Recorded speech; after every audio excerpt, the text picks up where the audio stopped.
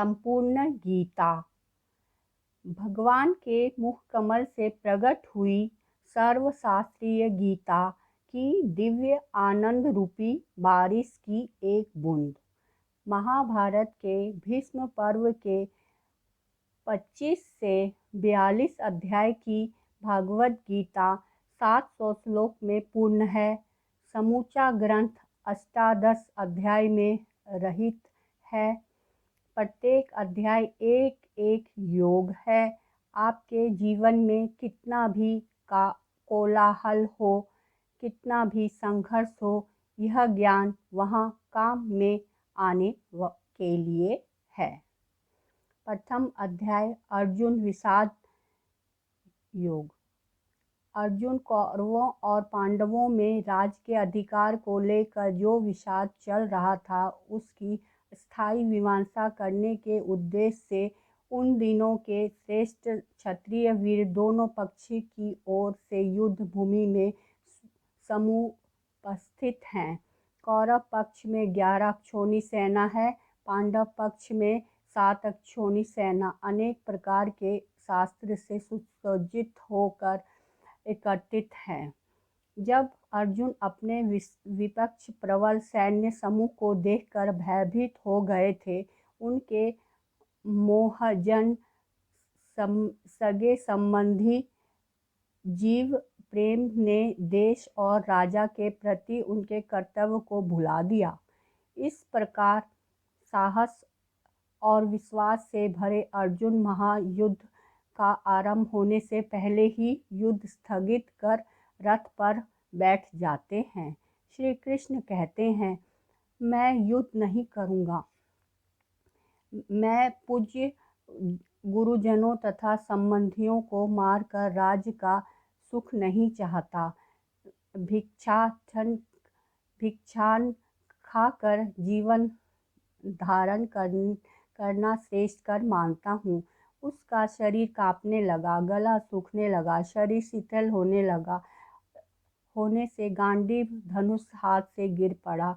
उस समय उन दोनों में जो विस्तृत वार्तालाप हुआ, वही 18 अध्याय वाली श्रीमद्भगवत गीता है। द्वितीय अध्याय सांख्य योग। सांख्य योग, सांख्य शब्द का अर्थ है ज्ञान तथा योग शब्द का अर्थ है कर्म। भगवान कहते हैं, कर्म में ही तुम्हारा अधिकार है, कर्म फल में नहीं, क्योंकि वह तुम्हारे अधिकार क्षेत्र से बाहर है। तुम कर्म फल की आशा से कर्म में प्रवृत्त ना हो, फिर कर्म त्याग में भी तुम्हारी प्रवृत्ति ना हो, अर्थात अपना कर्तव्य कर्म करते चलो। इसमें प्रधानतः आत्म तत्व की ही चर्चा हुई है। शरीर नित्य और आत्मा जन्म मृत्यु रहित तथा नित्य है। निष्काम निष्काम भक्ति और ज्ञान सम्मिलन के फलस्वरूप ब्रह्म प्राप्ति और स्थित प्रज्ञ अवस्था होती है। इस अवस्था में स्थित होकर मनुष्य निष्काम भाव से अपने वर्ण और आश्रम के कर्म करके अंत में ब्रह्मा निर्माण या मोक्ष प्राप्त करते हैं। कर्मण्येवाधिकारस्तेषु मा फलेषु कदाचन मा कर्म फल हेतुभा ते संतो कर्मणि। 47वां श्लोक। तृतीय अध्याय कर्मयोग। कर्मयोग में सभी कर्म केवल दूसरों के लिए किए जाते हैं। हम सुख चाहते हैं, अमरता चाहते हैं, निश्चिंतता चाहते हैं, निर्भीकता चाहते हैं, स्वाधीनता चाहते हैं। यह सब हमें संसार से नहीं मिलेगा। प्रयुक्त संसार से संबंध विच्छेद से मिलेगा। हमें संसार से जो मिला है उसको केवल संसार की सेवा में अर्पित कर दें, यही कर्मयोग है। यदि ज्ञान के संस्कार है तो स्वरूप का साक्षात हो जाता है, और यदि भक्ति के संस्कार हैं तो भगवान में प्रेम हो जाता है। जो कर्म हम अपने लिए नहीं चाहते, उसको दूसरे के प्रति ना करें। मैं और मेरा भाव ही दुख का जनक है। निरंतर कर्म करो किंतु उसमें आसक्त ना हो जाओ। अनासक्ति ही आत्म त्याग है।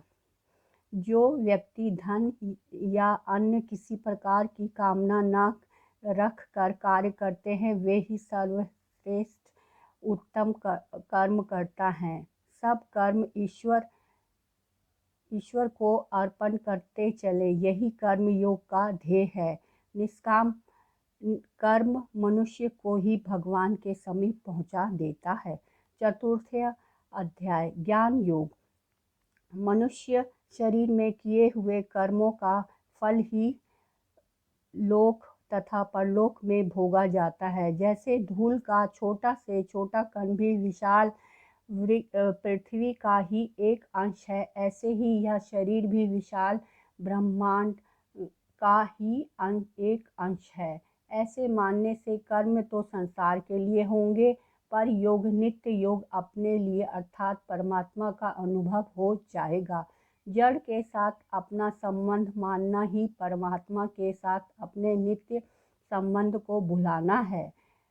करना, जानना और पाना शेष नहीं रहने से वह कर्म भोगी अशुभ संसार बंधन से मुक्त हो जाता है।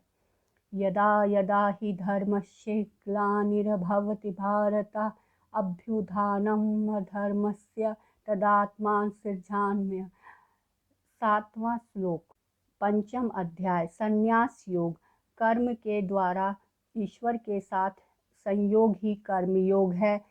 जिस कर्म में भगवान का संयोग नहीं होता वह कर्म योग नहीं, वह केवल कर्म मात्र है। कर्म सकाम होने से ही वह बंधन का कारण होता है और निष्काम होने से चित्त शुद्धि कर्म से वह मोक्ष का कारण बनता है। राग मिटे बिना संसार की स्वतंत्र सत्ता का अभाव होना बहुत कठिन है।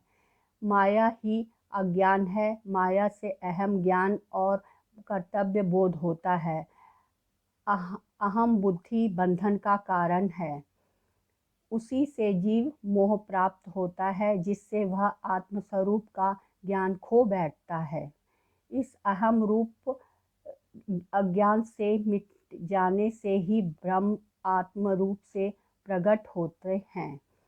श्री भगवान ने कर्म, अकर्म और विकर्म सब कुछ छोड़कर संन्यास हो जाने का उपदेश नहीं दिया। अर्थात यथार्थ में पूर्ण तथा कर्म फल का परित्याग करके कर्मयोगी या नित्य संन्यास होने का ही आदेश दिया है। कर्म त्याग या स्वधर्म त्याग गीता का उपदेश नहीं, बल्कि स्वधर्म पालन और कर्म फल त्याग ही गीता का उपदेश है। 6वां अध्याय ध्यान योग। सूत में जरा सा रेशा भी रहने से वह सुई के छेद में नहीं घुसता, उसी तरह मन में मामूली वासना रहने से भी वह ईश्वर के चरण कमलों के ध्यान में लवलीन नहीं होता। जिस विवेक युक्त बुद्धि द्वारा मन वशीभूत है वह मन ही जीव का मित्र है, और यदि मन विजित न हुआ तो वह शत्रु की तरह जीव को हर प्रकार से हानि पहुंचाता है। जो रूप रस आदि विषयों के संसर्ग में आकर निर्विकार रहते हैं और मृत्यु का प्रशस्त तथा सुवर्ण और समदर्शी हैं, वही आत्मनिष्ठ कहे जाते हैं। मन बलवान है जो साधक को जबरदस्ती विषयों में ले जाता है। अंततः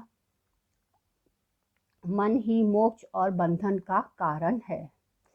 पाप या पुण्य कोई भी कर्म बिना फल के नष्ट नहीं होते, अतः जितने शुभ कर्म किए गए हैं उनका फल कर्म करने वाला अवश्य पाएगा। कोई भी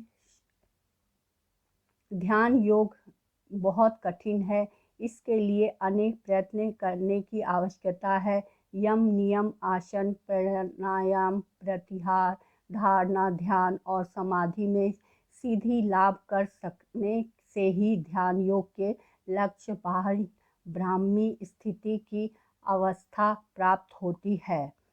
यह नियम आदि की साधना भी निष्काम भाव से करनी होगी। 7वां अध्याय ज्ञान विज्ञान योग। परमेश्वर का ज्ञान क्यों नहीं होता?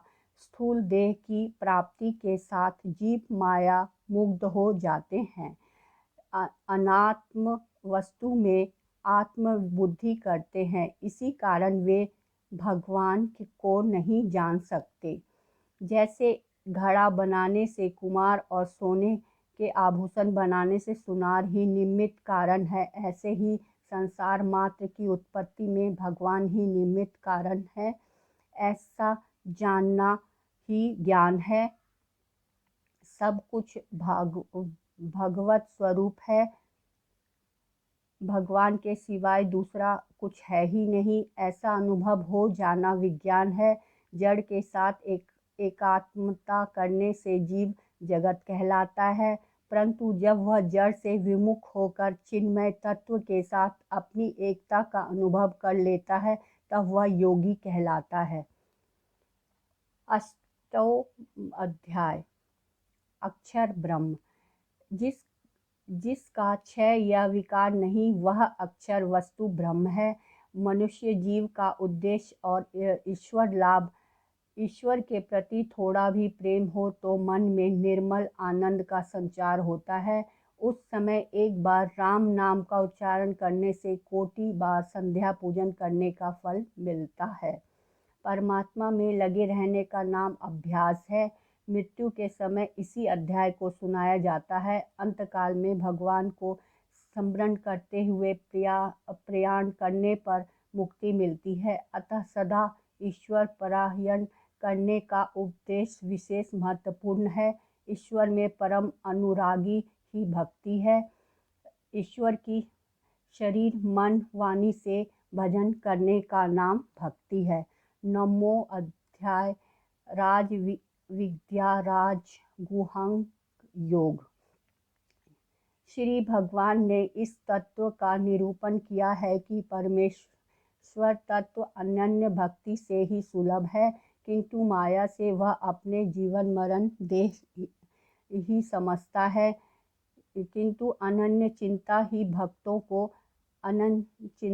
भक्तों को भागवत कृपा करके स्वरूप का ज्ञान देते हैं, और यही उनके लिए यथार्थ योग है। भगवान कहते हैं, मैं अपनी प्रकृति को वशीभूत करने उसी प्रकृति की सहायता से अपने कर्म अनुसार जन्म मृत्यु के अधीन इन समस्त प्राणियों की पूर्वजित अदृष्ट के अनुसार बार बार विविध रूप से सृष्टि करता हूँ। केवल भक्ति से ही भगवान का दर्शन संभव है। 10वां अध्याय विभूति योग। भगवान कहते हैं, सामने जो पदार्थ दिखाई पड़ते हैं अनंत स्वरूप ब्रह्म है। सभी अनंत रूप ब्रह्म है। सभी अनंत रूप ब्रह्म है। ब्रह्म पीछे उत्तर या दक्षिण में भी हैं, नीचे और ऊपर भी ब्रह्म ही व्याप्त हैं। यह विशाल ब्रह्मांड ब्रह्म है, इसके अतिरिक्त और कुछ नहीं। इसके हाथ पैर ना होते हुए वो शीघ्र गमन करते हैं और सब वस्तुओं का ग्रहण भी करते हैं। चक्षु ना रहते हुए भी दर्शन करते हैं, कान ना रहते हुए भी श्रवण करते हैं, अर्थात वह गुण से भी गुणोत्तर हैं और महान से भी महानतर है। समस्त प्राणियों के हृदय रूप गुफा में वह आत्मा रूप से अवस्थित हैं, जो अंगूठे के आकार में परिपूर्ण अंतरात्मा स्वरूप होकर जीवों के हृदय में प्रतिष्ठित हैं। जो लोग मुझ में चित्त अर्पण कर भक्ति से मेरा उपासना करते हैं, वे मुझे पाने में समर्थ होते हैं। एक भगवान के सिवाय श्रुति सत्ता है ही नहीं, ऐसा संदेह रहित दृढ़ता विश्वास स्वीकार कर लेना ही तत्व से जानना है। 11वां अध्याय विश्व दर्शन योग। जिस रूप का दर्शन होने से मनुष्य को परम गति मिलती है, विराट रूप से प्रकट भगवान ने जितने नेत्र मुख दिख रहे हैं सब दिव्य हैं। जिनकी आकृति दिखती है है, जितने रंग दिखते हैं, जिनकी उनकी विचित्र रूप से बनावट दिखती है, सब की सब अद्भुत दिख रही हैं। अनेक रूप में, हाथ पैरों में, कानों में, नाकों में और गले में आभूषण वे सब दिव्य हैं। अनेक प्रकार के आयुध के रूप में, अनेक प्रकार की मालाओं के रूप में, वस्त्रों के रूप में प्रकट हुए हैं। इसलिए भगवान के विराट रूप में सब कुछ दिव्य है। कृष्ण के छोटे से शरीर में एक अंश में चर अचर स्थावर जंगम सहित संपूर्ण संसार है। वह संसार भी अनेक ब्रह्मांडों के रूप में, अनेक व्यक्तियों को और पदार्थों के रूप में विभक्त और विस्तृत है। आपके इस अद्भुत, विलक्षण, अलौकिक, आश्चर्यजनक, महान, दिव्यमान और भयंकर उग्र रूप को देखकर स्वर्ग, मृत्यु और पाताल लोक में रहने वाले सभी प्राणी व्यथित हो रहे हैं, भयभीत हो रहे हैं। विराट रूप को देखकर अर्जुन भयानक सिंह, व्याघ्र, सांप आदि जंतुओं और मृत्यु को देखकर भयभीत हो गए हैं। महाप्रलय के समान संपूर्ण जल को भस्म करने वाली जो अग्नि प्रकट हुई है, दाढ़ों के कारण विकराल मुखों को देखकर दिशाओं का ज्ञान नहीं होता। अर्जुन को लगा भगवान कहीं अप्रसन्न है, इसीलिए वे भगवान से प्रसन्न होने के लिए प्रार्थना करते हैं। सभी योद्धा भीष्म, द्रोण, कर्ण, राजाओं, समुदायों के सहित सब के सब मुख में बड़ी तेजी से प्रविष्ट हो रहे हैं। ऐसा दृश्य देखकर अर्जुन शांत भाव से भगवान की प्रार्थना करने में लग गए। 12वां अध्याय भक्ति योग। कर्म योग और ज्ञान योग ये दोनों अलौकिक निष्ठाएं हैं, परंतु भक्ति योग लौकिक निष्ठा अर्थात प्राणी की निष्ठा नहीं है। जो भगवान में लग जाता है वह भगवत निष्ठ होते हैं, अर्थात उनकी निष्ठा भी अर्थात सभी भक्ति से भक्त पैदा होते हैं। श्रवण, कीर्तन, श्रमण, पाद सेवन, अर्चन, वंदन, दास्य, सांख्य और आत्म निवेदन यह 9 प्रकार की साधना भक्ति है तथा इसके आगे प्रेमालक्षण भक्ति साध्य भक्ति है, जो कर्म योग और ज्ञान योग सबकी साध्य है। योग में जगत को भगवान का अर्थात स्वरूप मानने से जगत असत बहुत शीघ्र लुप्त हो जाता है और भगवान रह जाते हैं। संपूर्ण प्राणियों को अपना ही शरीर मानने से किसी को भी बुरा नहीं समझता। जैसे अपने दांतों से अपनी जीभ कट जाए तो दांतों पर क्रोध करके उनको कोई तोड़ता नहीं, तो बुराई का त्याग होने पर दोस्तों की जो सेवा होती है वह बड़े से बड़े दान पुण्य से भी नहीं हो सकती। भक्ति योग में भगवत परायण मुख्य है। भगवत परायण होने पर भगवान कृपा से अपने आप साधना होती है। भगवत कृपा से अपने आप साधना होती है। 13वां अध्याय क्षेत्र विज्ञान। जिस प्रकार खेत में जैसा बीज बोया जाता है वैसा ही अनाज पैदा होता है, उसी प्रकार शरीर में जैसा कर्म किए जाते हैं उसके अनुसार दूसरे शरीर, परिस्थिति आदि मिलते हैं। तात्पर्य यह है कि इस शरीर में किए गए कर्म के अनुसार ही यह जीव बराबर जन्म मरण रूप फल भोगता है। इसी दृष्टि से इसको क्षेत्र खेत कहा गया है। जहाँ से बंधन होता है वहीं से खोलने पर बंधन से छुटकारा होता है। अतः मनुष्य शरीर से ही बंधन है और मनुष्य शरीर द्वारा ही बंधन से मुक्ति हो सकती है। अगर मनुष्य अपने शरीर के साथ किसी प्रकार का अहम ममता रूप संबंध न रखे तो वह मात्र संसार से मुक्त ही है। संसार से राग रहित होकर ही संसार के वास्तविक स्वरूप को जाना जा सकता है। अर्जुन, सभी क्षेत्रों में शरीरों में मुझे ही क्षेत्र अर्थात देही आत्मा रूप से जानना, क्षेत्र और क्षेत्रज्ञ का ज्ञान है वही यथार्थ ज्ञान है। अंधेरे को मिटाने के लिए जो प्रकाश को लाना पड़ता है, परमात्मा को कहीं से लाना नहीं पड़ता। वह तो सब देश काल वस्तु परिस्थिति आदि में ज्यों का त्यों परिपूर्ण है। इसीलिए संसार से सर्वथा संबंध विच्छेद होने पर उसका अनुभव अपने आप हो जाता है। जो इस ज्ञान को ठीक ठाक जान लेता है उसकी दृष्टि में एक चिन्मय तत्व के सिवाय कुछ नहीं रहता। चतुर्दशो अध्याय गुणत्रय विभाग योग। सत्व रज तम इन तीनों गुणों और इन तीनों गुणों से अतीत त्रिगुणातीत अवस्था ही इस अध्याय में विशेष रूप से आलोचित हुई है। श्री भगवान ही ब्रह्म की प्रतिष्ठा अर्थात भगवत और ब्रह्म तत्व एक ही है। सत्वगुण से ज्ञान, रजोगुण से कर्म में प्रवृत्ति होना और तमोगुण से अज्ञान और बुद्धि विपर्य होता है। कामना शून्य होकर कर्म करने की चेष्टा करने से अंत में शुद्ध तत्व का लाभ होता है। तत्व का मनन करने वाले जिस मनुष्य का शरीर के साथ अपनापन नहीं रहा वह मुनि कहलाता है। त्रिगुणातीत और मायातीत ब्रह्म भाव एक ही बात है, एक ही अवस्था है। शरीर में तीनों गुण के कार्य चलते रहते हैं। जो निर्लिप्त साक्षी भाव से अवस्थित रहते हैं और सुख दुख में विचलित नहीं होते, वे त्रिगुणातीत हैं। सत्व का सत्व विशुद्ध तत्व होने से ईश्वर दर्शन को विलंब नहीं रहता। जैसे अरुण का उदय होने से प्रतीत होता है कि सूर्य उदय में अब विलंब नहीं है। पंचोदशो अध्याय पुरुषोत्तम योग। भगवान का अनन्य भक्त पर आश्रित और भगवान को ही अपना मानने के कारण सुगमता पूर्वक गुणातीत तभी हो जाता है। संसार, जीव और परमात्मा का विस्तृत विश्लेषण इस अध्याय में करते हैं। साधारणतः वृक्षों का मूल्य नीचे और शाखाएं ऊपर होती हैं, परंतु यह संसार वृक्ष ऐसा विचित्र वृक्ष है। इसका मूल ऊपर तथा शाखाएं नीचे की ओर हैं।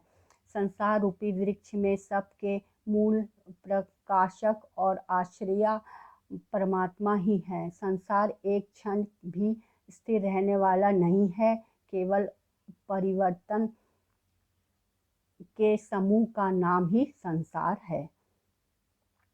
इसीलिए पापी, पुण्य आत्मा, मूर्ख, पंडित, निर्धन, धनवान, रोगी, निरोग आदि कोई भी स्त्री पुरुष किसी भी जाति, वर्ण, संप्रदाय, आश्रम, देश, काल, परिस्थिति आदि में क्यों न हो, भगवत प्राप्ति का वह पूरा अधिकारी है। आवश्यकता केवल भगवत प्राप्ति की ऐसी तीव्र अभिलाषा, लगन, व्याकुलता है जिसमें भगवत प्राप्ति के बिना रहा न जाए। ब्रह्म वाक्य और मन अगोचर है। ब्रह्म का स्वरूप मुख्य से नहीं कहा जा सकता, मौन हो जाना पड़ता है। अनंत को कौन मुख से समझेगा। 6वां अध्याय देवासुर संपादि दिव्य योग। देव योग संपत्ति मुक्ति के लिए और असुर योग संपत्ति संसार बंधन का हेतु है। असुर स्वभाव वाले लोग धर्म में प्रवृत्त और अधर्म में निवृत्त नहीं जानते। उसमें ना पवित्रता, ना सदाचार और ना सद्व्यवहार ही है। देवी संपदा, भय रहित चित्त शुद्धि, आत्मज्ञान में निष्ठा, कर्म योग, परायणता, सत्य, अक्रोध, त्याग, शांति, जीवों पर दया, लोभ शून्यता, धैर्य, अहिंसा, अहंकार शून्यता आदि देवी संपदाएं हैं। काम, क्रोध, लोभ इन तीनों आसुरी स्वभाव का मूल कारण जानना तथा नरक के द्वार स्वरूप समझना, इन तीनों का परित्याग कर सकते हैं। स्वः व संशोधन होगा। सर्वधर्म पालन ही श्रेष्ठ धर्म है तथा धर्म के निर्णय में शास्त्र प्रमाण है। मनुष्य जन्म की सार्थकता यही है कि वह शरीर प्राणों के मोह में फंसकर केवल परमात्मा प्राप्ति के उद्देश्य से शास्त्र विहीन कर्म ना करे। और 10 अध्याय। श्रद्धात्रय विभाग योग। सत्व नाम अंतःकरण का है, अतः अंतःकरण के अनुरूप श्रद्धा होती है। अर्थात अंतःकरण जैसा होता है उसमें सात्विक राजस तामस जैसे संस्कार होते हैं, वैसे ही श्रद्धा होती है। अर्थात ये स्वभाव से पैदा होती है। संसार श्रद्धा में भोग की, धार्मिक श्रद्धा में भाव की और परमार्थिक श्रद्धा में तत्व की प्रधानता है। इसमें सात्विक श्रद्धा भगवान की तरफ लगाने वाली होती है और राजसी तामसी श्रद्धा संसार की तरफ लगाने वाली होती है। सात्विक श्रद्धा देवी संपत्ति हुई और राजसी तामसी श्रद्धा असुरी संपत्ति हुई। परमात्मा के लिए और परमात्मा की प्राप्ति के लिए देवी संपदा के जो सत्य, क्षमा, उदारता, त्याग आदि श्रेष्ठ गुण हैं, उनके लिए सप्त शब्द का प्रयोग किया गया है। सत्य, तत्व, सत्गुण, स्वभाव आदि भगवान का संबंध होने से भी कर्म सत्य अर्थात सत्फल वाले हो जाते हैं और असत्य के संबंध का त्याग होने पर कर्म सत्य हो जाता है। पुण्य कर्म से पुण्य की उत्पत्ति होती है और पाप कर्म से पाप की उत्पत्ति। रमणीय आचरण करने वाले श्रेष्ठ योनियों में जन्म ग्रहण करते हैं और निंदनीय आचरण करने वाले निकृष्ट योनि में जाते हैं। यही संसार का शाश्वत नियम है। इस कर्म पाप से मुक्ति हुए बिना मनुष्य सैकड़ों कल्प बीत जाते हैं, उसके कर्म समाप्त नहीं होते।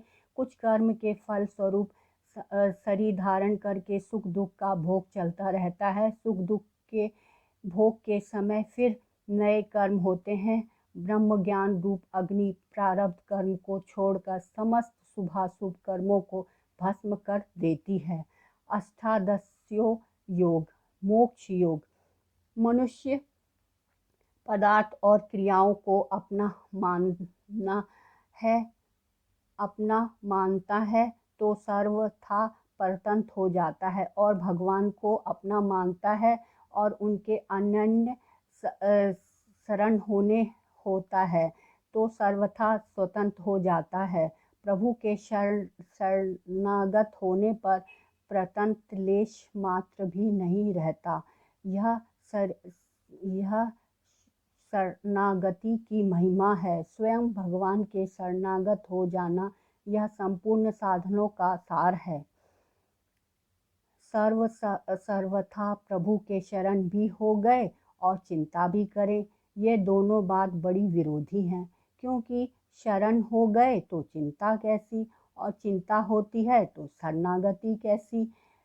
भगवान के साथ कर्म योग का नित्य संबंध होता है। संबंधों में संसार के नित्य संबंध का त्याग है। नित्य संबंध में शांत रस है। ज्ञान योग का तात्विक संबंध है। तात्विक संबंध में तत्व के साथ एकता, तत्वबोध है। तात्विक संबंध में अखंड रस है। भक्त शरणागत का आत्मीय संबंध है। आत्मीय संबंध में भगवान के साथ अभिन्न प्रेम है। आत्मीय संबंध में अनंतर रस है। अनंतर की प्राप्ति हुए बिना जीव की भूख सर्वथा नहीं मिटती। अनंतर रस की प्राप्ति शरणागति से होती है। इसीलिए शरणागति सर्वगुहनतम एवं सर्वश्रेष्ठ साधन है। यह शरणागति गीता का सार है, जिसको भगवान ने विशेष कृपा करके कहा है। इस शरणागति में ही गीता के उपदेश की पूर्णता होती है। इसके बिना गीता अधूरी रहती है। इसलिए अर्जुन द्वारा करिष्मे वचनम तव कहकर पूर्ण शरणागति स्वीकार करने पर फिर भगवान नहीं बोले, जैसा कहेंगे वैसा करूँगा। परमात्मा का अत्यंत प्यारा बनने में ही मनुष्य जन्म की सफलता है। ईश्वर कृपा ही केवलम। ओम तत्सत। श्री कृष्णाय मस्तु। जय श्री कृष्णा, जय श्री राधे।